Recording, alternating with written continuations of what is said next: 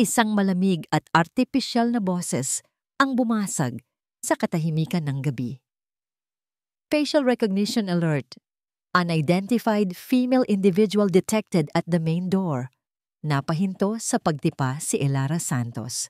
Ang mga daliri niya ay nanatiling nakalapat sa keyboard ng kanyang laptop, ngunit ang kanyang isip ay biglang lumipad palayo. Hindi ito ang unang beses na nagbigay ng alerto si Athena, ang AI security system na siya mismo ang nagdisenyo para sa kanilang bahay. Ngunit iba ang gabing ito. May bigat. May kaba. Ilang linggo na rin siyang ganito. Parang may isang maliit na butil ng lason na unti-unting kumakalat sa kanyang puso. Isang lason na ang pangalan ay pagdududa. Nagsimula ito sa mga maliliit na bagay. Ang biglaang pag-uwi ni Marco ng gabi na. Ang mga bulong sa cellphone na agad tinitigil kapag pumasok siya sa kwarto. Ang amoy ng pabango ng babae na hindi naman sa kanya. Mga bagay na pilit niyang binabaliwala. Mga bagay na sinasabi niyang guni-guni lang ng isang isip na pagod. Ngunit ang alerto ni Athena ay hindi guni-guni. Ito ay datos. Ito ay katotohanan. Napapikit si Elara at huminga ng malalim. Naalala niya ang dati. Ang dati kung saan ang bahay nila ay hindi isang kuta na binabantayan ng AI, kundi isang tahanan na puno ng tawanan. Naalala niya ang amoy ng adobong niluluto ni Marco tuwing linggo. Ang paraan ng paghalik nito sa kanyang noo bago umalis papuntang trabaho. Naalala niya ang isang hapon sa kusina ring ito. Niyakap siya ni Marco mula sa likod habang naghihiwa siya ng sibuyas. Ipinatong nito ang baba sa kanyang balikat. Ano kayang magiging itsura ng anak natin, Elara? Bulong nito, ang hininga ay mainit sa kanyang leeg. Sana kamukha mo, para araw-araw.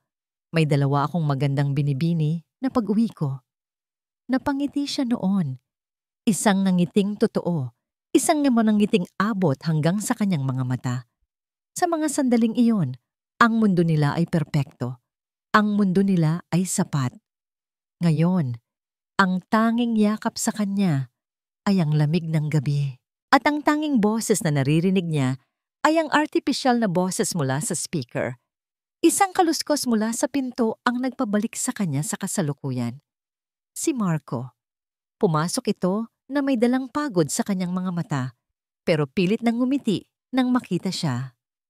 Hi mahal, gising ka pa pala, sabi nito. Inilapag ang briefcase sa sahig. May tinatapos lang ako. Maikli ang sagot ni Elara. Ang bawat salita ay tila may tinik. Lumapit si Marco. Akmang hahalik sa kanya, ngunit bahagya siyang umiwas. Naramdaman ni Marco ang pag-iwas na yon. Isang saglit na katahimikan ang namagitan sa kanila. Mas mabigat pa kaysa sa kahit anong sigawan. Okay ka lang ba? Tanong ni Marco. Tinitigan siya ni Elara. Hinahanap ang anumang bakas ng pagkakasala sa mukha nito. Ngunit wala siyang makita. O baka hindi lang niya alam kung ano ang hahanapin. Pagod lang. Biglang tumunog ang cellphone ni Marco. Isang mabilis na sulyap sa screen at biglang nagbago ang itsura nito. Isang bahid ng pagkataranta ang dumaan sa kanyang mga mata bago niya ito agad na itinago. Sino yan? Tanong ni Elara. Ang boses ay mas matalas kaysa sa kanyang intensyon. Wala. Opisina. May emergency lang daw sa isang project. Iwas ang tingin ni Marco habang nagsasalita. Kinuha nito ang susi ng kotse sa lamesa. Kailangan kong bumalik. Sandali lang. Huwag mo na akong hintayin. Matulog ka na. Hindi na naghintay ng sagot si Marco. Mabilis itong lumabas ng pinto. Iniwan si Elara sa gitna ng malawak at tahimik nilang kusina. Naiwan siyang nakatayo doon. Ang mga kamao ay nakakuyom. Hindi man lang siya tinignan sa mata. Dahan-dahan, bumalik si Elara sa kanyang laptop. Binuksan niya ang file log ni Athena. Doon, sa ilalim ng timestamp na 7:14 p.m., ay ang isang high-resolution na larawan. Isang babae. Maganda, bata. Nakangiti habang kumakatok sa kanilang pinto. Hindi niya kilala ang mukha, pero alam niya sa kaibuturan ng kanyang puso na ang babaeng ito ang dahilan ng lahat. Ang babaeng ito ang multo sa kanilang pagsasama. Nag-zoom in si Elara sa larawan, pinag-aaralan ang bawat detalye ng mukha ng babae. Ang kanyang mga mata na parang laging may sinasabi. Ang kanyang nangiti na tila nangaakit. Sa sandaling iyon, nawala ang Elara na mapagmahal, nawala ang asawang puno ng pag-unawa. Ang naiwan ay si Elara Santos, ang cybersecurity specialist. Ang naiwan ay isang babaeng nasasaktan, isang babaeng may hawak na datos at gagamitin niya ito na pabuntong hininga siya. Isang hiningang puno ng bigat at isang bagong determinasyon. Isang malamig at mapanganib na determinasyon. Tumingin siya sa kawalan. Ang refleksyon ng kanyang mukha sa madilim na screen ay tila isang estranghero. Kung hindi mo sasabihin sa akin ang totoo, Marco, bulong niya sa hangin. Hahanapin ko ito sa sarili kong paraan. Hindi na halos kumukurap si Elara. Ang tanging liwanag sa madilim na silid ay nagmumula sa screen ng laptop. Isang parisukat na liwanag na sumasalamin sa kanyang mga matang pagod ngunit nag-aalab. Ang bawat pagtipa niya sa keyboard ay mabilis, tiyak, at may halong galit. Ang dating ginagamit niya para protektahan ang mga kumpanya mula sa mga hacker ay ginagamit niya ngayon para wasakin ang sarili niyang mundo. Ang larawan ng babae mula sa log ni Athena ay nakabukas sa isang tabi ng screen. Ginamit niya ang isang advanced facial recognition software. Isinara ang lahat ng posibleng digital na pinto at sinimulang hanapin ang digital footprint ng estranghera. Oras ang lumipas. Ang kape sa kanyang tabi ay lumamig na. Ang tunog lang ng pag-click ng mouse at pag-type sa keyboard ang bumabasag sa katahimikan. At sa wakas, bandang 4:00 ng umaga, may lumabas. Isang tugma. Isang social media profile. Ang pangalan sa screen ay tila isang sumpa. Isabel Reyes. Kinlik niya ito. Bumungad sa kanya ang isang pader ng mga larawan. Mga ngiti. Mga kuha sa tabi ng dagat. Mga litrato kasama ang mga kaibigan. Si Isabel Reyes ay maganda, masayahin at tila walang inaalala sa mundo. At sa kanyang bio, isang salita ang bumatak sa atensyon ni Elara na parang isang sampal. Nurse. Napakunot ang noo niya. Isang nurse? Bakit isang nurse ang palihim na pupunta sa bahay nila? Lalo lang lumalim ang hiwaga. Lalo lang tumindi ang sakit. Anong kailangan ni Marco sa isang nurse na hindi niya masabi sa kanya? Habang isa-isa niyang tinitingnan ang mga larawan ni Isabel, ang pagdududa sa kanyang puso ay naging purong galit. Ang bawat ngiti ni Isabel sa screen ay parang isang pang-iinsulto. Ito ba ang babaeng pinapalit sa kanya ni Marco? Isang taong mukhang mas masigla, mas bata, mas buo. Biglang bumukas ang pinto ng kwarto. Pumasok si Marco, gusot ang damit, halata ang puyat. Huminto ito nang makita si Elara, nagising pa, na nakatutok sa laptop. Hindi ka pa natutulog? Tanong ni Marco. Ang boses ay pagod. Mabilis na itinago ni Elara ang profile ni Isabel sa likod ng ibang window. Hindi ako makatulog, sagot niya, malamig. Lumapit si Marco at umupo sa gilid ng kama. Elara, may problema ba? Ito na sana ang pagkakataon. Ang pagkakataon para itanong ang lahat. Ngunit paano? Paano niya sasabihing sinisira niya ang privacy nito, na ginagamit niya ang kanilang tahanan bilang isang bilangguan na binabantayan ng AI? Saan ka ba talaga galing, Marco? Iyon na lang ang lumabas sa bibig niya. Napabuntong hininga si Marco at napasapo sa kanyang noo. Sa trabaho nga mahal, nagkaproblema sa isang kliyente. Mahabang kwento. Subukan mo, giit ni Elara. May oras ako. Tumingin si Marco sa kanya at sa isang saglit nakita ni Elara ang isang bagay sa mga mata nito. Isang pagod na hindi lang dahil sa puyat, kundi isang malalim na kalungkutan. Ngunit mabilis itong nawala. Pinalitan ng pader na laging naroon sa pagitan nila nitong mga huling araw. "Wag na ngayon, Elara. Pagod na pagod ako," sabi nito, at humiga na sa kama, nakatalikod sa kanya. Iyon na iyon. Ang pagtalikod na iyon ay parang isang pinal na hatol. Walang paliwanag, walang pag-alo. Isang pader lang ng katahimikan. Habang nagkukunwaring natutulog si Marco, bumalik si Elara sa kanyang laptop. This time, hindi na social media ang hinanap niya. Binuksan niya ang kanilang joint credit card statement online. Puso niya ang kumakabog habang iniskan niya ang mga transaksyon. At doon niya nakita isang transaksyon mula sa isang kilalang jewelry store. 2 linggo na ang nakalipas. Ang halaga ay sapat para pakabahin siya. Kinlik niya ang item description. Celeste gold bracelet with paved diamonds. Isang gintong pulseras na may maliliit na diamante. Isang pulseras na hindi niya kailanman nakita. Isang pulseras na hindi napunta sa kanya. Naalala niya ang anibersaryo nila noong nakaraang buwan. Sinabi ni Marco na kailangan nilang magtipid dahil may pinag-iipunan ito para sa kanilang kinabukasan. Naniwala siya. Ngayon, alam na niya kung ano ang kinabukasan na tinutukoy nito. Ang sakit ay biglang nawala. Ang pumalit dito ay isang bagay na mas malamig, mas matigas. Isang determinasyon na gawa sa yelo. Binuksan niya ulit ang profile ni Isabel. Sa kabilang tab, binuksan niya ang website ng jewelry store at hinanap ang pulseras. Inilagay niya ang 2 larawan sa screen, magkatabi. Ang magandang mukha ni Isabel at ang kumikinang na pulseras, ang kabit at ang regalo.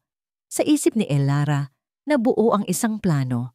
Isang plano na hindi lang basta pagbubunyag. Isang plano na perpekto, kalkulado, at walang awa. Gagamitin niya ang sarili niyang talino, ang teknolohiyang siya mismo ang lumikha, para bigyan sila ng isang leksyon na hinding-hindi nila malilimutan. Hindi na siya iiyak.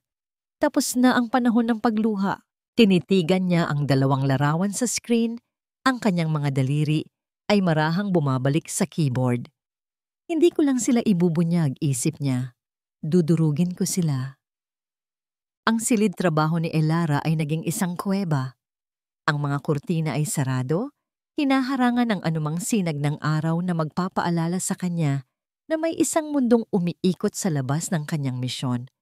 Ang tanging batas dito ay ang liwanag mula sa 3 monitor na nakapalibot sa kanya.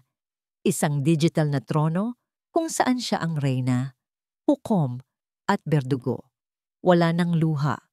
Ang pighati ng mga nakaraang gabi ay namuo, tumigas, at naging isang bagay na mas mapanganib, isang malamig at matalas na layunin. Kung ang pag-ibig ay maaaring itayo sa mga alaala at matatamis na salita, kaya niya ring gumawa ng isang sandata mula sa mga ito. Sa gitnang screen, libu-libong linya ng code ang dumadaloy na parang isang talon ng berde at puting mga letra.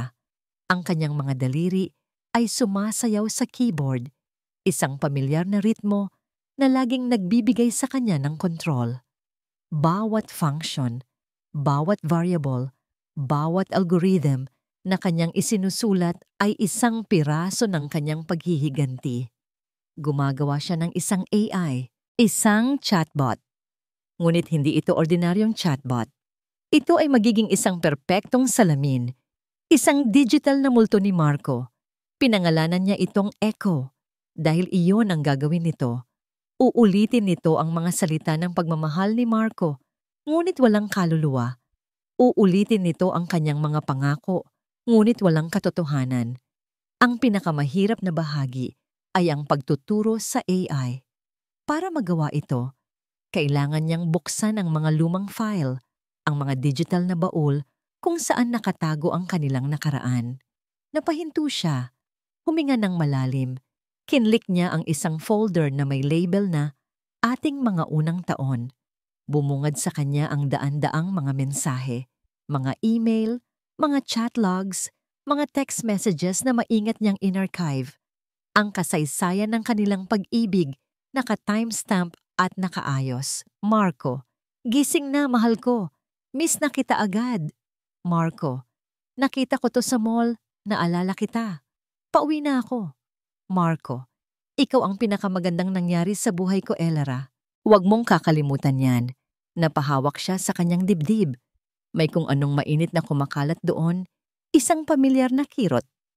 Ang mga salitang minsang nagbigay sa kanya ng kilig ay ngayon ay parang mga karayom na tumutusok sa kanyang puso.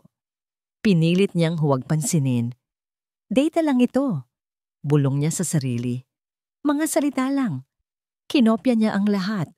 Bawat mahal, bawat I love you, bawat biro, bawat pangarap na kanilang pinagsaluhan. Ipinakain niya ang lahat sa sistema ni Echo. Tinuturuan ng AI na gayahin ang ritmo, ang pagpili ng salita, kahit ang paraan ng paggamit ni Marco ng emoji. Pinapanood niya habang pinoproseso ng AI ang data. Sa isang sulok ng screen, lumabas ang isang progress bar. Learning Marco de Leon's linguistic patterns. 100% complete. Naramdaman niya ang isang panginginig. Ang kanyang nilikha ay nakakatakot sa pagiging perpekto. Isang kopya ng pagkatao ng kanyang asawa, handang sumunod sa bawat utos niya. Ngayon, kailangan na lang ng biktima. Mabilis niyang nahanap ang numero ni Isabella Reyes, isang mabilis na pag-scan sa isang online directory ng mga lisensyadong profesional. Walang ligtas sa kanya. Inilagay niya ang numero sa interface ng chatbot. Oras na. Nag-type si Elara ng isang simpleng command. Initiate conversation. Tone. Casual. Slightly flirty. Reference recent memory. Agad na nag-generate si Echo ng isang mensahe, perpekto sa paggaya kay Marco. Echo as Marco. Hi, Isabel.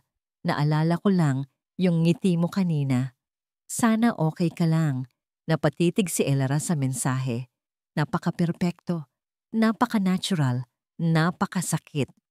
Huminga siya ng malalim. Ang daliri ay nanginginig habang nakaturo sa send button. Ito na yon. Sa oras na ipadala niya ito, wala nang balikan. Tatawid na siya sa isang linyang hindi na niya kailanman mababalikan. Ang imahe ng gintong pulseras ay sumilay sa kanyang isip. Ang imahe ng likod ni Marco, habang natutulog ito, walang kamalay-malay. Pinindot niya ang send. Isang maliit na swoosh na tunog ang narinig mula sa speakers. Ang mensahe ay naipadala na. Napasandal si Elara sa kanyang upuan. Ang puso niya ay dumadagundong sa kanyang dibdib. Ang silid ay biglang naging napakatahimik. Ang tanging naririnig niya ay ang sarili niyang hininga. Naghihintay. 1 minuto. 2. 3. Ang bawat segundong lumilipas ay parang 1 oras. Nagsimulang pumasok ang pagdududa, isang malamig na kamay na biglang humaplos sa kanyang batok. Paano kung hindi ito sumagot? Paano kung mali ang lahat ng ito? Isang nakakabinging tanong ang umalingaw-ngaw sa kanyang isip. Paano kung nagkakamali ako? Ang buong plano niya, na tila napakatalino, ilang minuto lang ang nakalipas, ay ngayon ay parang isang desperadong gawa ng isang baliw. Akmang tatayo na sana siya, akmang isasara na ang lahat, at susubukang kalimutan ang kabaliwang ito. Nang ping! Isang maliit na tunog ng notifikasyon ang bumasag sa lahat. Kasabay nito, umilaw ang screen ng kanyang personal na cellphone na nakapatong sa mesa kung saan niya idinirekta ang mga reply para sa chatbot. Napahinto ang kanyang paghinga. Ang kanyang mga mata ay nanatiling nakatitig sa liwanag. Dahan-dahan, iniabot niya ang kamay para kunin ito. Ang pangalan sa notifikasyon ay tila isang tatak ng bakal na ipinapaso sa kanyang balat. Isabel Reyes. Binuksan niya ang mensahe. Ang kanyang mga daliri ay bahagyang nanginginig. Isang maikling tugon, isang simpleng pangungusap. Isabel, napangiti ako. Salamat sa pag-alala. Iyon lang. Ngunit sapat na yon. Ang smiley, ang pamilyar na tono. Hindi ito ang sagot ng isang taong nagtataka kung bakit siya tinetext ng asawa ng iba sa gitna ng gabi. Ito ang sagot ng isang taong sanay na. Hindi napigilan ni Elara ang isang maliit at mapait na ngiti na gumuhit sa kanyang mga labi. Ang katibayan. Hindi ito matibay na ebidensya sa korte, pero para sa isang pusong wasak, ito na ang kumpirmasyon. Sumagot siya. At sa simpleng sagot na yon, opisyal nang nagsimula ang mapanganib na laro. Ang mga sumunod na araw ay naging isang kakaibang uri ng impyerno para kay Elara. Nabuhay siya sa dalawang magkaibang mundo. Sa umaga at gabi, siya si Mrs. Elara de Leon, ang asawang tahimik na naghahanda ng kape para sa isang estranghero na dati niyang tinatawag na asawa. Ngumingiti siya kapag kailangan, tumatango kapag kinakailangan, ngunit ang kanyang mga mata ay laging blangko, isang salamin na wala nang sinasalamin. Ngunit kapag mag-isa na siya ang nagkukubling puppeteer, ang kanyang cellphone ang naging entablado, at si Echo ang kanyang perpektong artista. Ang usapan sa pagitan ni Echo at Isabel ay dumaloy na parang isang natural na ilog. Mula sa simpleng kumustahan, nauwi ito sa mga bagay na mas personal. Isabel, pagod ako ngayon. Mahirap ang araw sa trabaho. Echo, as Marco, gusto ko sanang alagaan ka. Pahinga ka na ha. Huwag mong pababayaan ang sarili mo. Nabasa ni Elara ang mga salitang iyon habang naghuhugas ng mga plato. Ang bawat letra ay parang bubog na humihiwa sa kanyang balat. Ang mga salitang iyon. Iyon ang mga salitang sabik na sabik niyang marinig mula sa totoong Marco. Ngunit sa halip, naririnig niya lang ang mga ito sa pamamagitan ng isang babaeng sumisira sa kanyang buhay. Ang bawat mensahe na natatanggap niya mula kay Isabel ay isang panibagong patalim. Ang bawat matamis na sagot na binubuo ng kanyang AI ay isang panibagong sampal sa kanyang pagkababae. Para siyang nanonood ng isang pelikula kung saan siya ang kontrabida at bida sa parehong oras. Siya ang gumagawa ng lason at siya rin ang dahan-dahang umiinom nito. Isang gabi, habang nasa sala sila at nanonood ng TV, nakaupo si Marco sa tabi niya. Ang distansya sa pagitan nila sa sofa ay parang isang malawak na bangin. Elara, biglang sabi ni Marco na ikinagulat niya. Parang ang layo mo nitong mga nakaraang araw. May problema ba tayo? Tumingin si Elara sa kanya. Ang mukha ni Marco ay puno ng sinseridad. Sa isang saglit, sa isang iglap, gusto niyang sumabog. Gusto niyang isumbat ang lahat. Ang babae, ang pulseras, ang mga kasinungalingan. Ngunit sa ilalim ng una ng sofa, nag-vibrate ang kanyang cellphone. Isang notification. Isabel, iniisip kita. Nawala ang lahat ng emosyon sa mukha ni Elara. Ang pumalit ay ang pamilyar na lamig. Wala, sagot niya. Pagod lang siguro ako sa trabaho. Napatango si Marco, halatang hindi kumbinsido, pero hindi na rin nagpumilit. Okay, sabihin mo lang sa akin kung may kailangan ka ha? Sa ilalim ng unan, ang mga daliri ni Elara ay mabilis na nag-type ng command para kay Echo. Reply. Tone, sweet, reassuring. Agad na sumagot ang AI sa cellphone niya. Echo, as Marco. Iniisip din kita. Palagi. Isinend niya ito habang nakatingin sa mga mata ng totoong Marco.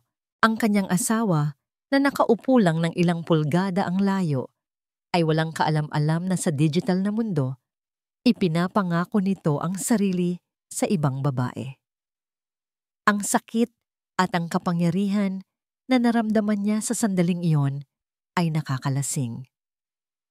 Mabuti pa, matulog na ako, sabi ni Elara. Tumayo at iniwan si Marco sa sala. Sa kalagitnaan ng gabi, habang natutulog si Marco, dahan-dahang kinuha ni Elara ang cellphone nito mula sa bedside table. Ngunit bago pa niya mabuksan, biglang gumalaw si Marco. Mahal? Ungol nito, bahagyang nagising. Agad na naibalik ni Elara ang cellphone. Ang puso niya ay halos lumabas sa kanyang dibdib. Muntik na. Kinabukasan, habang nasa banyo si Marco, sinubukan niya ulit. Ngunit may passcode na, bago. Pinalitan nito. Ang simpleng pagkilos na yon, ang pagpapalit ng passcode, ay mas malakas pa kaysa sa isang pag-amin. Ito ay isang pader. Isang pader na nagsasabing, may tinatago ako. Habang nakatitig sa nakalock na screen, alam ni Elara na hindi na niya kailangan pang makita kung ano ang nasa loob. Ang kailangan niya ay isang pag-amin na hindi maitatanggi, isang eksena na hindi matatakasan. Bumalik siya sa kanyang laptop. Oras na para itaas ang antas ng laro. Oras na para gawing totoo ang mga digital na salita. Nag-type siya ng isang bagong command para kay Echo. Isang command na magtatakda ng kanilang kapalaran. Command: propose a meeting. Location: special, objective, trap. Pinanood niya habang binubuo ng AI ang perpektong mensahe. Echo as Marco. May sorpresa ako para sa'yo sa isang espesyal na lugar. Magkita tayo. Pinindot ni Elara ang send at habang hinihintay ang sagot, alam niyang malapit na ang katapusan. Ang kurtina ay malapit nang bumagsak. Hindi nagtagal ang paghihintay ni Elara. Ilang minuto lang matapos maipadala ang mensahe, isang sagot ang bumalik. Mabilis at sabik. Isabel. Sorpresa? I love surprises. Sige, game ako. Kailan at saan? Isang malamig na kuryente ang gumapang sa mga ugat ni Elara. Ang kumpirmasyon, ang pananabik sa boses ng text message ni Isabel ay parang gasolinang ibinuhos sa nag-alab na galit sa kanyang dibdib. Game siya. Ang dali-dali lang. Hindi na siya nag-aksaya ng panahon. Ang kanyang mga daliri ay muling nagsimulang mag-type, hindi na bilang asawa, kundi bilang isang estratehista na naglalatag ng isang bitag, Echo, as Marco. Sa Sabado ng gabi, 7 o'clock, sa Celeste Garden Restaurant. Alam mo na yon, sa The Mariposa Hotel. May espesyal tayong ice to celebrate. Ang pagpili sa lugar ay sinadya. Celeste Garden. Isang mapait na ngiti ang sumilay sa labi ni Elara habang naaalala ang pangalan ng pulseras na nakita niya sa credit card statement. Celeste Gold Bracelet. Hinayaan niyang ang sarili nilang kasalanan ang maging pangalan ng lugar ng kanilang pagbagsak. At ang Mariposa Hotel? Kilala ito, sikat. Maraming tao. Perpekto para sa isang live audience. Mabilis ang naging sagot ni Isabel. Isabel, oh my, ang special naman. Sige, I'll clear my schedule. See you, Marco. Ang puso sa dulo ng mensahe. Iyon ang huling pako sa kabaong. Isinara ni Elara ang laptop. Ang digital na bahagi ng plano ay tapos na. Ngayon, kailangan niyang ihanda ang totoong mundo. Kinabukasan, kinausap niya si Marco habang nag-aalmusal sila. Nagprint siya ng isang pekeng email at flight itinerary. Inilapag niya ito sa lamesa sa pagitan ng kanilang mga tasa ng kape. Mahal, kailangan pala akong lumipad papuntang Cebu sa Sabado. Sabi niya, sinisikap na panatilihing normal at kalmado ang kanyang boses. Bigla ang seminar para sa mga department head. Isang gabi lang naman. Tumingin si Marco mula sa kanyang pandesal patungo sa mga papel. Kinuha niya ito, binasa, at isang malinaw na pagkadismaya ang gumuhit sa kanyang mukha. Para kay Elara, ito ay ang pagkadismaya ng isang taong nasira ang plano. Sa Sabado, sayang naman, sabi ni Marco, hindi makatingin ng diretso sa kanya. May importante rin kasi akong gagawin sa araw na yan. Importante? Tanong ni Elara, dahan-dahan, na parang sinusubok ang bawat salita. Mas importante kaysa sa akin? Nataranta si Marco. Hindi sa ganon, kliyente. Isang malaking kliyente na matagal ko nang gustong makuha. Ngayon lang siya nagbigay ng schedule. Hindi ko pwedeng palampasin, Elara. Napatango si Elara. Nagkukunwaring naiintindihan. Okay, sige. Trabaho yan eh. Ngunit sa loob-loob niya, isang boses ang sumisigaw. Sinungaling, sinungaling. Ang malaking kliyente ay may pangalan at ang pangalan niya ay Isabel. Sorry talaga, mahal, sabi ni Marco. Hinawakan ang kamay niya sa ibabaw ng lamesa. Ang init ng kamay nito ay parang nangiinsulto. Bawi ako sa'yo pagbalik mo, Pris. Hinayaan niya itong hawakan ng kanyang kamay, habang sa isip niya ay nakikita na niya ang pagbagsak nito. Nang gabing iyon, habang mahimbing na natutulog si Marco, pumasok si Elara sa kanyang maliit na home office. Inilabas niya ang kanyang arsenal, isang maliit na kahon na naglalaman ng mga gamit na karaniwan niyang ginagamit sa trabaho para sa mga security test. Ngayon, may iba na itong silbi. Kinuha niya ang isang button camera, hindi mas malaki kaysa sa butones ng polo ni Marco. Inon niya ito at sa screen ng kanyang laptop, nakita niya ang isang malinaw na live feed ng kanyang sariling mukha. Perpekto. Kinuha niya ang isang maliit na audio transmitter, kasing liit ng isang butil ng bigas. Itinago niya ito sa ilalim ng kwelyo ng kanyang damit. Gumagana. Inayos niya ang lahat sa isang maliit na bag. Ang mga kamera, ang mga microphone, mga power bank, at ang laptop na gagamitin niya para sa live stream. Habang tinitingnan niya ang mga kagamitan, wala siyang naramdamang kaba o takot. Ang nararamdaman niya ay isang kakaibang kapayapaan. Ito ang kanyang mundo. Ang mundo ng teknolohiya, ng lohika, ng mga patakaran. Isang mundo kung saan ang lahat ay may tiyak na kalalabasan. Binalikan niya ang mga peking plane ticket sa ibabaw ng kanyang mesa, ang pangalan niya at ang destinasyon, Cebu. Isang tiket patungo sa kasinungalingan, isang tiket patungo sa kanyang paghihiganti. Hinawakan niya ito. Ang papel ay malamig sa kanyang mga daliri. Ito na ang huling piyesa. Ang lahat ay nakahanda na. Ang bitag ay nakalatag na. Tumingin siya sa bintana, sa madilim na kalangitan. Naisip niya si Marco at si Isabel, masayang nagpaplano para sa kanilang espesyal na gabi, walang kamalay-malay sa bagyong paparating. Isang huling malamig na hininga ang kanyang pinakawalan. Ito na ang katapusan mo, Marco. Bulong niya sa katahimikan ng gabi, Huwebes ng hapon. 2 araw bago ang nakatakdang paghuhukom. Si Marco ay nasa trabaho at si Elara ay dapat na nag-iimpake para sa kanyang pekeng biyahe, ngunit hindi siya mapakali. May isang bagay sa loob niya na hindi matahimik, isang pangangailangan na hindi mapunan ng mga linya ng code at mga digital na mensahe. Ang ebidensya niya, kahit gaano pa katalinong binuo, ay parang hungkag. Gawa-gawa. Nilikha niya ang multo at ngayon ay hinahabol niya ito. Kailangan niya ng isang bagay na totoo, isang bagay na pisikal, isang bagay na magpapatunay na ang Marco na kasama niya sa bahay ay hindi na ang Marco na kanyang pinakasalan. Dinala siya ng kanyang mga paa sa silid trabaho ni Marco. Bihira siyang pumasok dito. Ito ang santuwaryo ng kanyang asawa, isang lugar na puno ng mga blueprint, mga libro ng arkitektura at amoy ng lumang papel.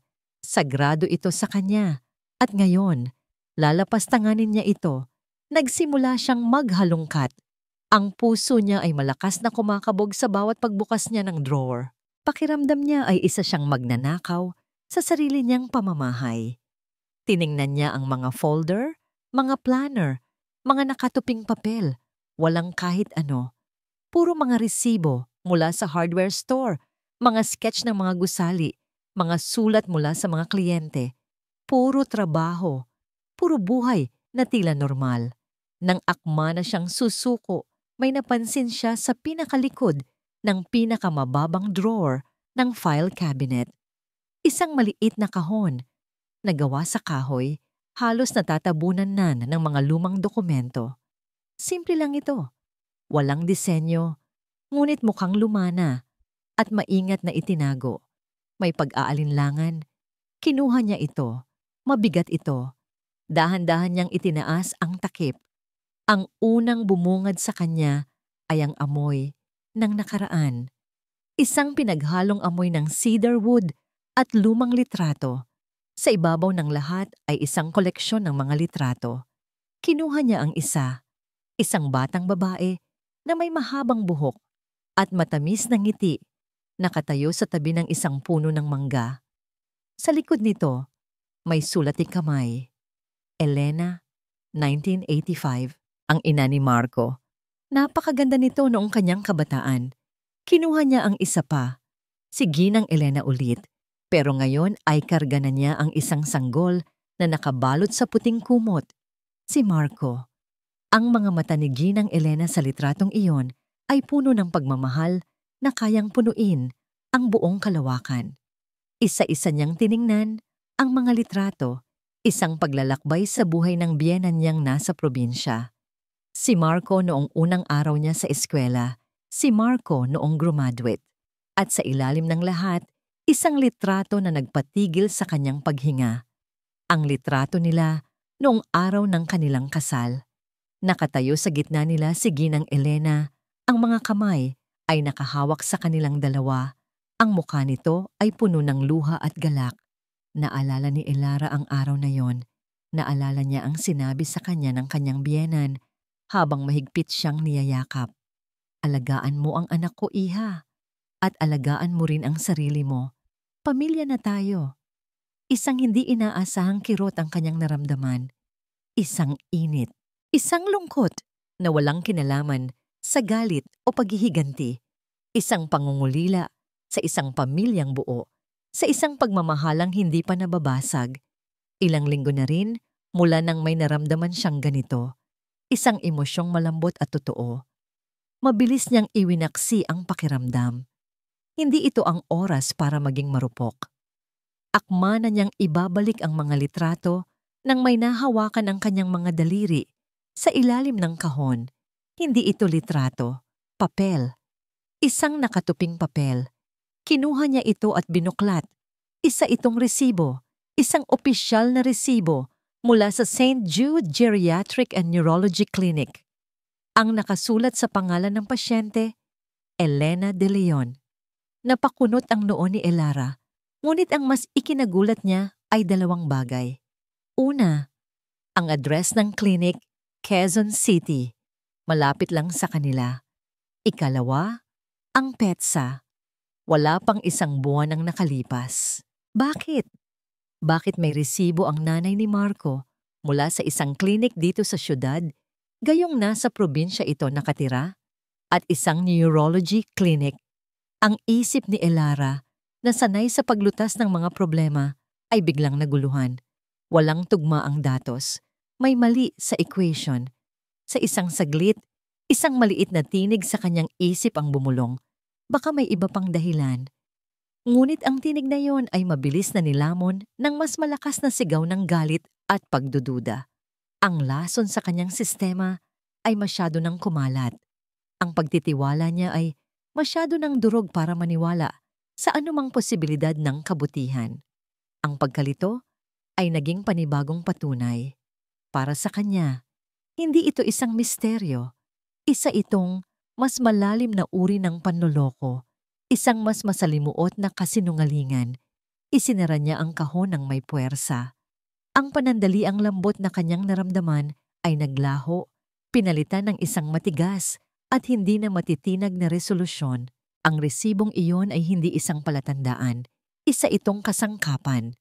Isang kasangkapan sa mas malaking panloloko ni Marco. Ibinalik niya ang kahon sa eksaktong lugar kung saan niya ito natagpuan, pinunasan ang anumang bakas ng kanyang presensya. Tumayo siya, ang kanyang anino ay mahaba sa malamlam na ilaw ng hapon. Wala nang puwang para sa pag-aalinlangan. Kahit ang alaala ng iyong ina, bulong niya sa katahimikan ng silid, ang bawat salita ay puno ng lason. Gagamitin mo para lokohin ako? Biyernes ng gabi. Ang huling gabi ng kanilang pagpapanggap. Ang huling gabi ng katahimikan bago ang pinakamatinding unos. Nakatayo si Elara sa harap ng salamin sa kanilang kwarto. Sinusuklay ang kanyang buhok ng dahan-dahan at walang emosyon. Ang bawat hagod ay mekanikal. Isang kilos na paulit-ulit na lang. Sa labas, ang katahimikan ng gabi ay parang isang makapal na kumot. Ngunit sa loob ng bahay, ang katahimikan ay may bigat. Parang isang malaking bato na nakadagan sa kanilang mga dibdib. Bawat sulok ay tila sumisigaw ng mga salitang hindi nila masabi sa isa't isa. Narinig niya ang pagbukas ng pinto sa baba. Si Marco. Hindi man lang siya natinag. Ang dating pananabik na nararamdaman niya sa tuwing uuwi ang asawa na dati nagpapatakbo sa kanya pababa para salubungin ito ay matagal nang naging abo.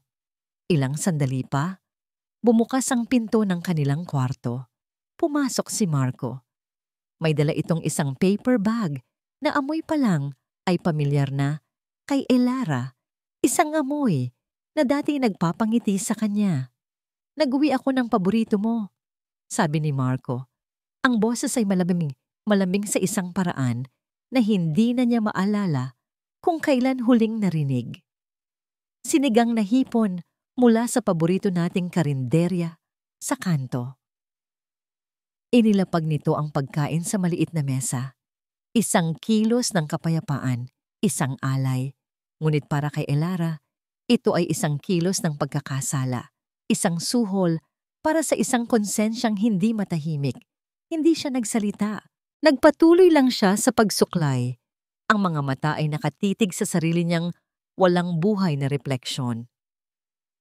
Lumapit si Marco sa likod niya.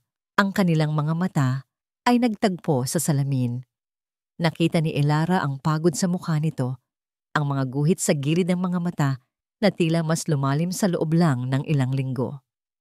"Mamimiss kita bukas," sabi nito, at dahan-dahan, marahan, hinawakan ng kanyang kamay, pinahinto ang kanyang pagsuklay. Ang init ng palad nito ay parang apoy.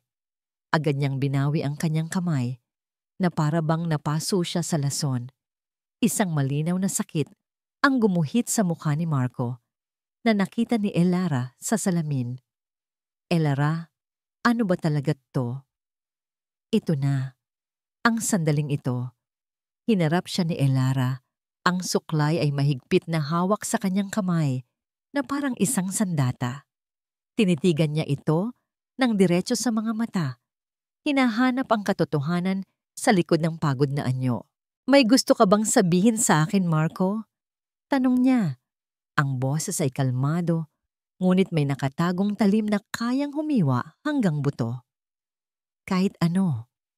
Ito ang huling tulay. Ang huling pagkakataon. Isang bahagi sa loob niya. Isang maliit, naghihingalong bahagi ay sumisigaw. Umaasang aaminin nito ang lahat. Na magmamakaawa ito. Nasasabihin nito ang totoo. Kahit gaano pa kasakit. Dahil ang katotohanan, kahit mapait, ay mas gugustuhin niya kaysa sa matamis na lason ng kasinungalingan na araw-araw niyang nilulunok. Nakita niya ang pagbabago sa mga mata ni Marco, ang pag-aalinlangan, ang pagtatalo sa sarili nitong isipan. Tila may sasabihin ito, ibubuka na sana nito ang mga labi. Ngunit pagkatapos ng isang mahabang, nakakabinging segundo, umiling ito. Ang kislap sa mata nito ay namatay. "Wala," sabi nito. Ang boses ay basag. "Pagod lang ako." Ang salitang wala. Isang salitang binitawan na nagsara sa huling pinto ng pag-asa. Iyon ang huling tunog ng pagbasag ng kanyang puso. Isang malamig na ngiti ang sumilay sa mga labi ni Elara. Isang nangiting hindi umabot sa kanyang mga mata. "Ganoon ba? Sige, kumain ka na. Kailangan kong matulog ng maaga. Maaga pa ang flight ko bukas." Hindi na niya hinintay ang sagot nito. Tinalikuran niya ito at humiga sa kama. Nakaharap sa pader. Naramdaman niya ang pag-upo ni Marco sa kabilang dulo ng kama. Ang bigat nito ay nagdulot ng bahagyang paglubog ng kutsyon. Narinig niya ang malalim nitong pagbuntong hininga. Ngunit hindi na siya lumingon. Nang gabing iyon, magkatabi silang natulog. Pero may isang karagatan sa pagitan nila. Nakatalikod siya kay Marco. Ang mga mata ay dilat na dilat sa dilim. Hindi niya namalayan, isang butil ng luha ang pumatak mula sa gilid ng kanyang mata dumaloy sa kanyang sentido at nawala sa kanyang buhok. Tahimik. Walang tunog. Binigyan kita ng pagkakataon, Marco, isip niya. Ang huling pagkakataon. Bukas, wala ng pagkakataon. Wala ng awa. Bukas, matatatapos na ang lahat. Ang hangin sa loob ng kotse ni Elara ay malamig at hindi gumagalaw. Isang katahimikang artipisyal na nilikha ng air conditioner. Nakapark siya sa isang madilim na sulok ng parking lot ng The Mariposa Hotel. Ang kanyang sasakyan ay isang perpektong anino sa gitna ng mga ilaw ng gabi. Para sa mundo, siya ay nasa isang eroplano patungong Cebu. Ngunit sa katotohanan, narito siya sa kanyang command center, ang hukom sa isang paglilitis na siya mismo ang nagtakda. Ang kanyang laptop ay nakabukas sa passenger seat, nagpapakita ng isang split-screen view mula sa dalawang micro-camera na naka-activate na. Ang isa ay nagbibigay ng malawak na tanawin ng entrance ng hotel. Ang isa naman ay naka-zoom in sa mismong pinto ng Celeste Garden Restaurant. Ang lahat ng kagamitan niya, ang mga camera, ang audio feed, ang software, ay gumagana ng perpekto. Isang malamig at walang awang operasyon. Tumingin siya sa orasan sa dashboard. 6:58 p.m. 2 minuto. Ang puso niya ay dumadagundong sa kanyang dibdib. Isang mabigat na tambol na tila gustong kumawala. Ang kanyang mga palad ay malamig at basa, mahigpit na nakahawak sa manibela. Ito na ang sandali. Ang katapusan ng lahat ng paghihintay, ng lahat ng pagtitimpi, ng lahat ng luhang tahimik na pumatak sa dilim. Eksaktong 7:01 p.m., isang pamilyar na itim na sedan ang pumasok sa driveway. Ang kotse ni Marco. Napahigpit ang hawak ni Elara sa manibela. Ang kanyang mga buko ay namuti. Huminto ang sasakyan sa tapat ng valet. Bumaba si Marco mula sa driver's seat. Nakasuot ito ng isang magandang polo, ang paborito ni Elara, na lalo lang nagpadagdag sa kirot. Ang itsura nito ay masaya at magaan, isang itsurang matagal na niyang hindi nakikita sa bahay. Pagkatapos, bumukas ang pinto sa passenger side at lumabas si Isabel. Nakasuot ito ng isang simpleng puting bestida. Ang buhok nito ay nakalugay, sumasayaw sa ihip ng hangin. Tumawa ito sa isang bagay na sinabi ni Marco, isang tawang malutong at puno ng buhay. Mula sa kanyang screen, nakita ni Elara kung paano sila nagkatinginan. Isang tinginan na puno ng paglalambing. Isang tinginan na dati ay para lang sa kanya. Isang matalim na kirot ang tumagos sa puso ni Elara. Napakatalim na halos mapasinghap siya. Ang makita sila ng ganito sa totoong buhay, hindi lang sa mga pixel ng AI alert, ay isang sampal na gumising sa bawat hibla ng kanyang pagkatao. Sila ay isang perpektong larawan, isang masayang mag-asawa, at siya ang anino sa dilim, ang multo sa kanilang perpektong gabi. Ngunit ang kirot ay mabilis na nag-init, nagliyab, at naging purong galit. Habang naglalakad sila papasok, inabot ni Marco ang kamay ni Isabel. Ngunit bago pa sila tuluyang makapasok sa hotel, may kinuha si Marco mula sa kanyang bulsa. Isang maliit at eleganteng kahon na nakabalot sa asul na papel. Ang regalo, ang pulseras. Kitang-kita ni Elara sa kanyang high-definition na camera ang pananabik sa mukha ni Isabel. Ang bahagya nitong pagtakip sa bibig, ang mga matang kumikinang sa tuwa. Inabot nito ang regalo at kahit walang audio, nababasa ni Elara ang mga labi nito na bumubulong ng salamat. Sa sandaling iyon, parang tinunaw ang lahat ng natitirang hangin sa kanyang baga. Ang huling piraso ng Elara na umaasa, ang huling hibla ng Elara na asawa, ay namatay. Wala na. Tapos na ang lahat. Hindi na siya nag-alinlangan. Ang kanyang mga kilos ay naging mabilis at mekanikal. Ang kalungkutan ay nawala. Pinalitan ng isang malamig na apoy. I-click. I-type.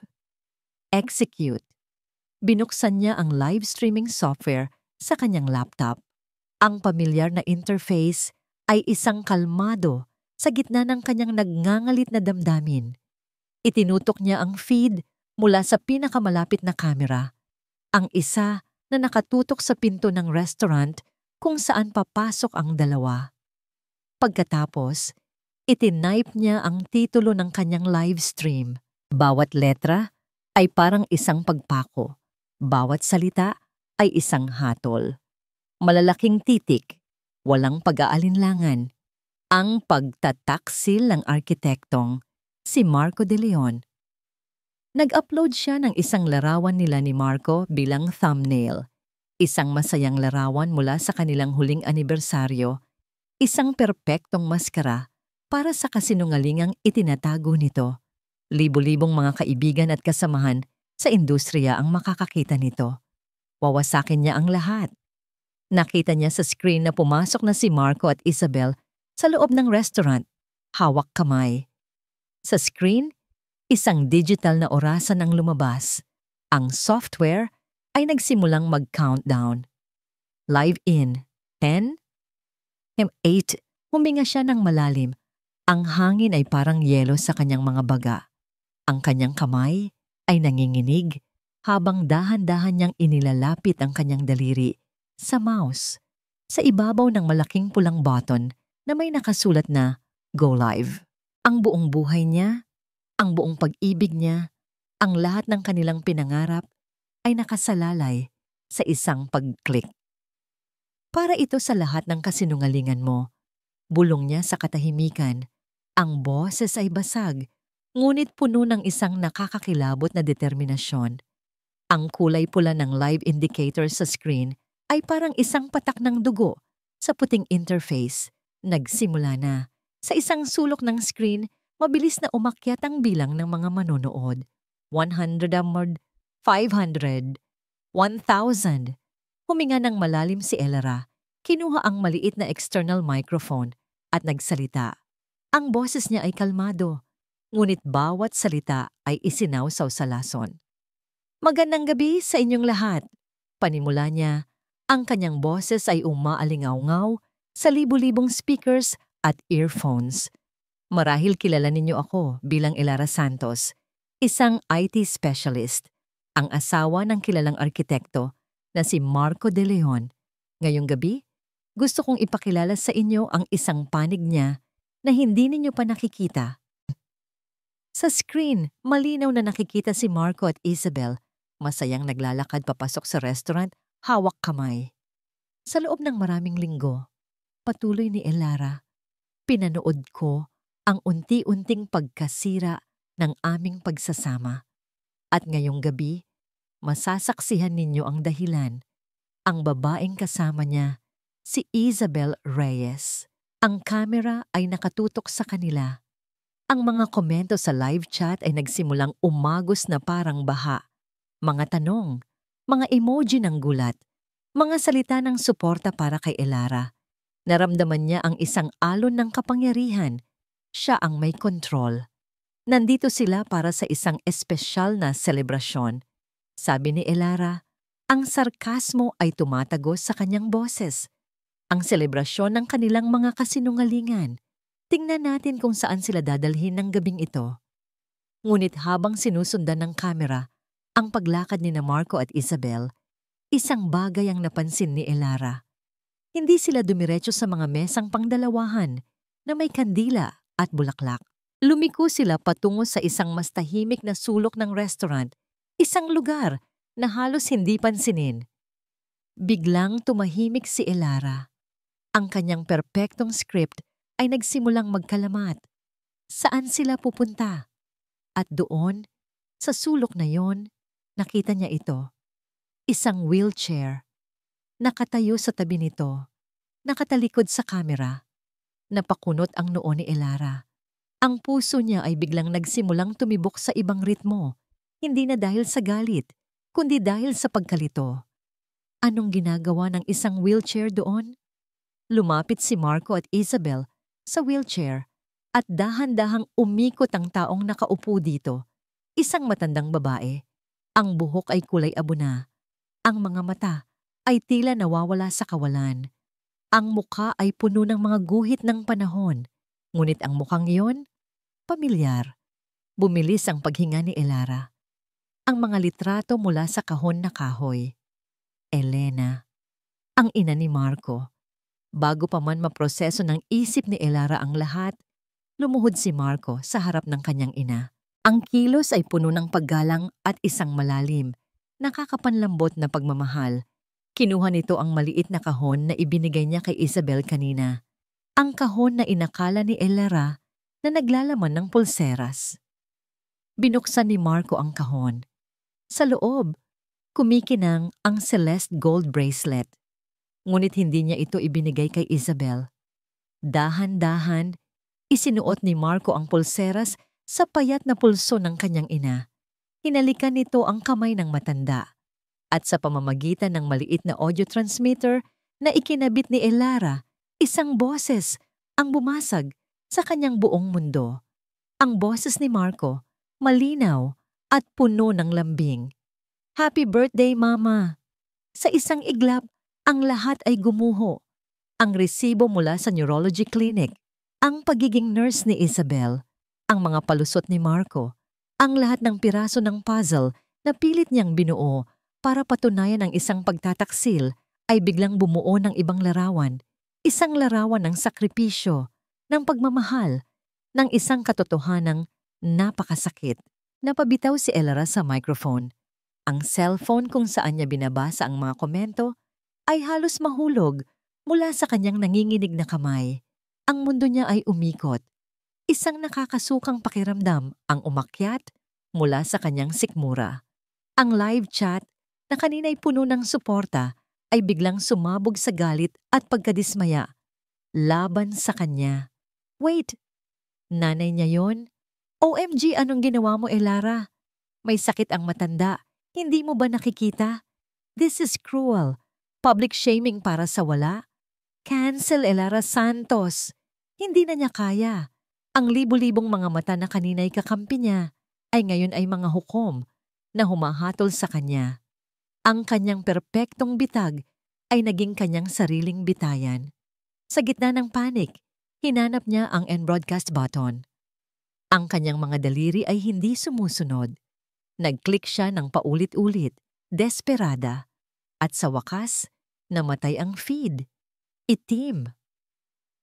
Naiwan si Elara sa nakakabinging katahimikan ng kanyang kotse. Ang tanging naririnig niya ay ang sarili niyang malakas at basag na paghinga. Nakatitig siya sa blankong screen, ngunit ang nakikita niya ay ang mukha ng ina ni Marco.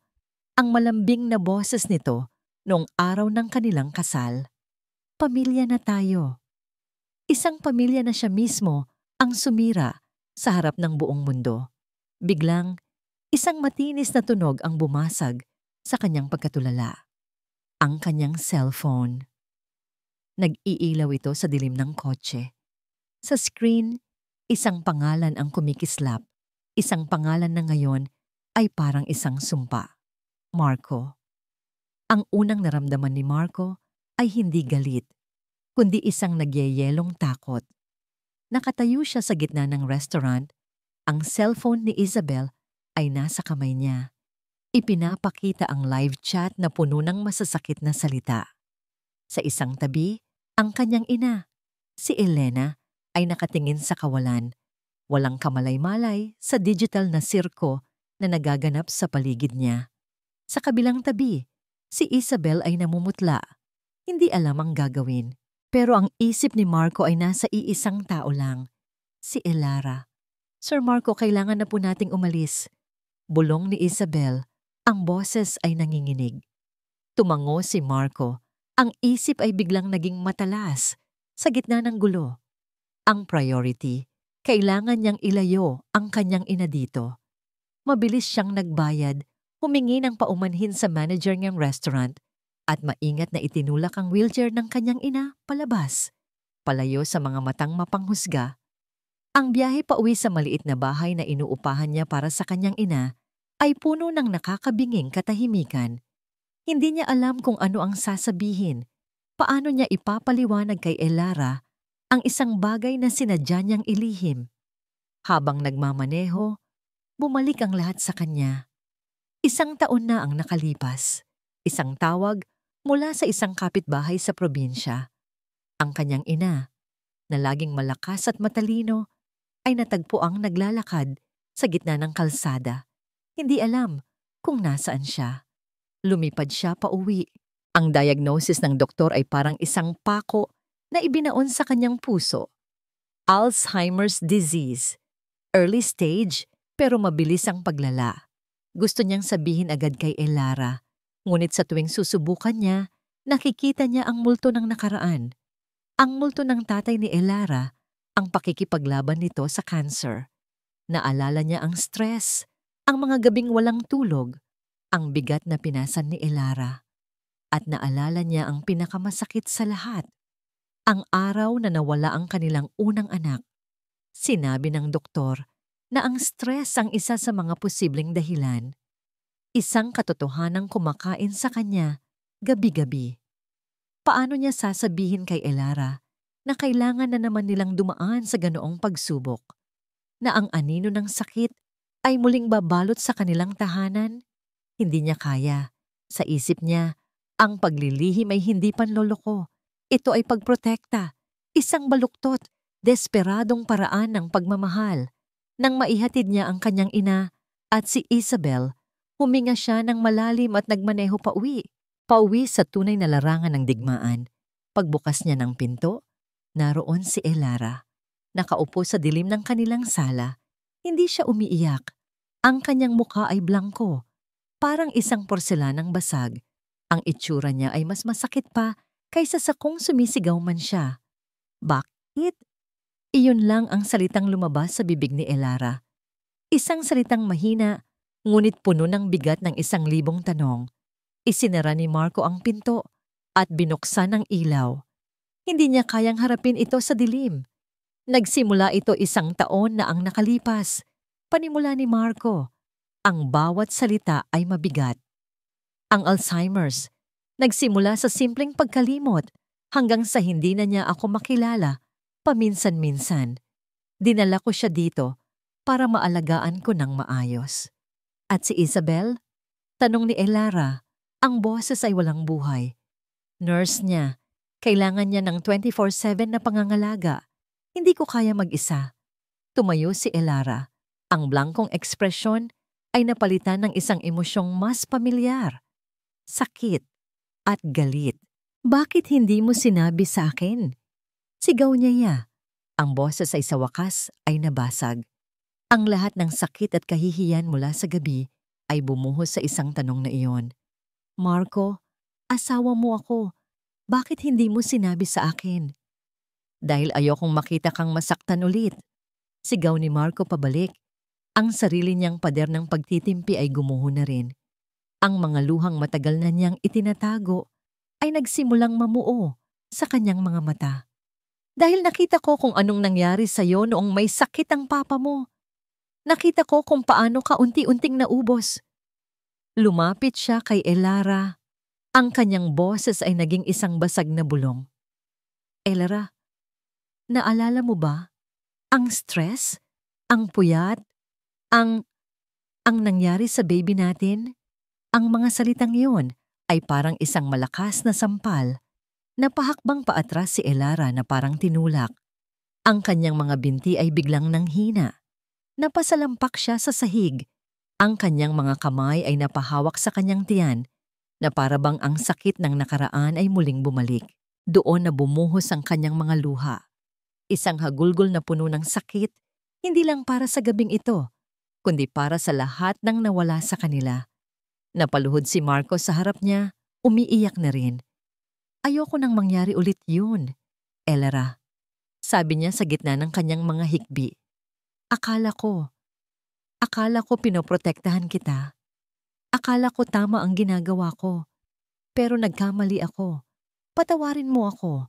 Patawarin mo ako sa paglilihim ko. Pareho silang umiiyak sa sahig. 2 taong wasak na napapalibutan ng mga guho ng isang pagsasamang sinira, hindi ng pagtataksil, kundi ng katahimikan. Matapos ang tila isang walang hanggang saglit, tumahan si Elara. Tumayo siya, Ang mga binti ay nanginginig pa rin. Pinunasan niya ang kanyang mga luha. Walang galit sa kanyang mga mata. Wala na. Ang natira na lang ay isang malawak at malalim na kalungkutan. Tumayo rin si Marco, nanginginig. Dumukot siya sa kanyang bulsa at inilabas ang isang susi, isang solong susi. Inilahad niya ito kay Elara. Iyan ang susi sa bahay kung nasaan si Mama. Sabi niya, ang boses ay pagod na pagod. Nasa iyo na kung handa ka siyang harapin. At harapin ako. 2 araw ang lumipas. 2 araw na namuhay si Elara at Marco sa iisang bahay na parang 2 multo. Walang nagsasalita. Ang bigat ng mga katotohanang ibinunyag sa gabing iyon ay pumuno sa bawat espasyo. Mas nakakabingi kaysa sa kahit anong sigawan. Ang susi na ibinigay ni Marco ay nakapatong sa bedside table ni Elara. Isang malamig na piraso ng metal na kumakatawan sa lahat ng kanyang pagkakamali. Gabi-gabi, tinititigan niya ito. Gabi-gabi, tinatanong niya ang sarili kung kaya niya ba. Ang kahihiyan ay parang isang lagnat na hindi humuhupa. In-off niya ang kanyang cellphone, hindi niya kayang makita ang sarili niyang pangalan na nagkalat online, ginagawang isang halimaw. Ang kanyang profesional na buhay ay gumuho. Ngunit mas masakit pa roon ang pagguho ng kanyang pagkatao. Ang babaeng nasa livestream, ang babaeng puno ng galit at paghihiganti, hindi niya na makilala. Sa 3 araw, paggising niya, alam niyang hindi na niya kayang magtago pa. Hawak ang susi. Nagmaneho si Elara papunta sa address na ibinigay ni Marco. Isa itong maliit at simpleng bahay sa isang tahimik na subdivision. Ilang kanto lang mula sa kanila. Ang lapit-lapit lang pala. Ang katotohanan ay ilang hakbang lang ang layo, pero pinili niyang tumingin sa malayong malayo. Nag-alinlangan siya sa harap ng pinto. Ang kamay niya ay nanginginig habang isinusuot ang susi sa seradura. Dahan-dahan niyang pinihit ito. Bumukas ang pinto. Ang unang bumungad sa kanya ay isang pamilyar na amoy. Ang amoy ng paboritong pabango ni Ginang Elna. Sa loob, simple lang ang ayos ng bahay, ngunit malinis at maliwanag. At sa sala, nakaupo sa isang komportableng upuan malapit sa bintana ay si Ginang Elena. Nakatingin ito sa labas, sa mga ibong naglalaro sa hardin. Sa tabi nito, sa isang maliit na upuan, ay si Marco.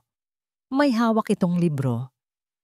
At ang munting prinsipe ay naglakbay sa iba't ibang planeta. Marang basa ni Marco, ang boses ay malumanay. Ngunit sa lahat ng kanyang nakita, ang kanyang rosas pa rin ang pinaka-espesyal.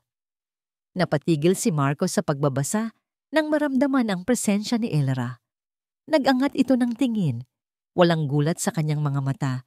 Tila hinihintay na niya ito. Tumayo siya. Elara, sabi lang nito. Si Ginang Elena ay lumingon sa kanya. Ang mga mata nito ay blangko sa simula. Ngunit pagkatapos ay isang kislap ng pagkilala o marahil isang alaala ng pagkilala ang dumaan. Iha, sabi nito, ang boses ay mahina. Nandyan ka pala. Kumain ka na ba? Ang simpleng tanong na yon, isang tanong na puno ng pag-aalalang pang-ina, ang tuluyang bumasag sa natitirang pader sa puso ni Elara. Lumapit siya. Ang bawat hakbang ay mabigat. Lumuhod siya sa harap ng kanyang biyenan, tulad ng ginawa ni Marco sa restaurant. Hinawakan niya ang payat na kamay nito. Opo, Mama, sagot ni Elara. Ang boses ay garalgal dahil sa pinipigilang pag-iyak. Opo, kumain na po ako. Ngumiti si Ginang Elena, isang matamis at inosenteng nangiti. Mabuti naman. At pagkatapos ay muli itong tumingin sa bintana, ang isip ay muling naglakbay sa ibang mundo. Ngunit hinawakan nito ang kamay ni Elara. Hindi binitawan. Naiwan si Elara doon, nakaluhod, habang ang mga luha ay tahimik na dumadaloy sa kanyang mga pisngi. Ang mga luha ngayon ay hindi na dahil sa galit, hindi dahil sa pagsisisi, kundi dahil sa isang malalim na pag-unawa sa bigat ng krus na mag-isang pinasan ng kanyang asawa. Maya-maya, umalis si Marco para kumuha ng tubig. Naiwan si Elara kasama si Ginang Elena. Hinaplos ng matanda ang kanyang buhok. "Huwag kang umiyak, magandang bata," bulong nito na para bang kinakausap ang isang matagal ng alaala. Ang mga bulaklak ay nalalanta rin, ngunit darating muli ang tagsibol. Umuwi si Elara nang hapong yon na may dalang kakaibang bigat at gaan sa kanyang puso. Pagpasok niya sa kanilang bahay, ang unang ginawa niya ay kunin ang lahat ng gamit na may kaugnayan kay Athena. Ang mga sensor, ang mga camera, ang central hub. Inilagay niya ang lahat sa isang kahon. Pagkatapos, binuksan niya ang kanyang laptop, hindi para maniktik. Binuksan niya ang control panel ni Athena, ang AI na naging saksi at kasangkapan sa kanyang pagbagsak. At sa isang pag-click, pinindot niya ang delete. "Are you sure you want to permanently uninstall Athena? All data will be lost." "Yes," bulong niya sa screen. Nang gabing iyon, dumating si Marco, hindi sila nagsalita. Ngunit sa halip na maupo sa magkabilang dulo ng sofa, umupo si Marco sa tabi niya. Hindi malapit, ngunit hindi na rin malayo. Walang nagsasalita. Ngunit sa unang pagkakataon, sa loob ng napakatagal na panahon, ang katahimikan sa pagitan nila ay hindi na isang pader. Ito ay isang espasyo. Isang espasyo kung saan, marahil, may maaaring muling tumubo. Isang linggo ang lumipas mula ng unang beses na tumapak si Elara sa bahay ni Ginang Elena. Ang bawat araw ay isang maliit na hakbang sa isang mahabang daan na hindi niya alam kung saan patungo. Nagsimula siyang sumama kay Marco sa pagbisita sa ina nito tuwing hapon pagkatapos ng trabaho. Hindi sila nag-uusap tungkol sa nangyari. Hindi pa.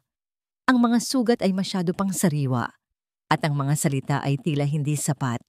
Sa halip, nag-usap sila sa pamamagitan ng mga kilos.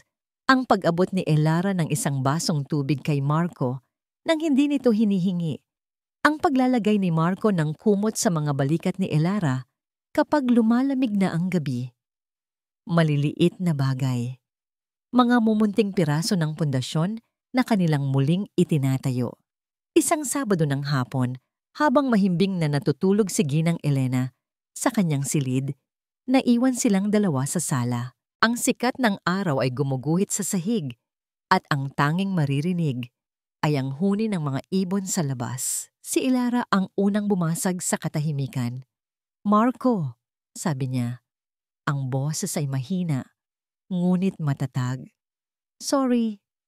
Tumingin si Marco sa kanya, naghihintay. Hindi para sa pagdududa. Paglilinaw ni Elara, tinitingnan ang sarili niyang mga kamay na nakapatong sa kanyang kandungan dahil karapatan kong masaktan. Pero sorry sa paraan na pinili ko. Sorry dahil hinayaan kong lamunin ng galit at datos ang puso ko. Sorry dahil idinamay ko kayo sa isang problemang dapat ay sa ating dalawa lang. Isang mahabang katahimikan ang sumunod. Akala ni Elara ay hindi na ito sasagot. Ngunit pagkatapos ng ilang sandali, nagsalita si Marco. Ang boses ay puno ng bigat. "Ako rin, Elara. Sorry din," sabi nito. "Sorry dahil inakala kong kaya kong protektahan ka sa pamamagitan ng paglilihim. Sorry dahil hindi ako nagtiwala sa'yo. Hindi ako nagtiwala sa atin. Dapat sinabi ko sa'yo mula sa simula." Sa unang pagkakataon, nagkatinginan sila ng diretso sa mata. Walang pader. Walang itinatago. Ang nakita lang nila ay ang dalawang taong parehong nasaktan at nakasakit. Dalawang taong parehong nagkamali. Tumayo si Marco at kinuha ang lumang kahon na gawa sa kahoy. Ang kahon na pinagmulan ng lahat. Inilapag niya ito sa maliit na mesa sa pagitan nila at binuksan. "Gusto kong ipakilala ulit sila sa'yo," sabi niya, habang isa-isang inilalabas ang mga lumang litrato. "Ito si Mama noong debut niya. Ito naman noong nanalo siya sa isang singing contest. Magkatabi silang naupo sa sofa, ang mga balikat ay halos magkadikit. Ikinuwento ni Marco ang bawat litrato at nakinig si Elera. Nakita niya hindi lang si Ginang Elena, kundi ang batang Marco, ang binatang Marco, ang lalaking minahal niya. At sa bawat kwento, isang maliit na sinulid ng koneksyon ang muling nabubuo sa pagitan nila. Nang marating nila ang litrato ng kanilang kasal, pareho silang napahinto. Naalala ko pa ang araw na yan, sabi ni Elara. Isang maliit na ngiti ang sumilay sa kanyang mga labi. Sabi mo, kahit anong mangyari, haharapin nating dalawa. Tumingin si Marcos sa kanya. Ang pangakong yan. Binali ko. Pareho nating binali, sagot ni Elara.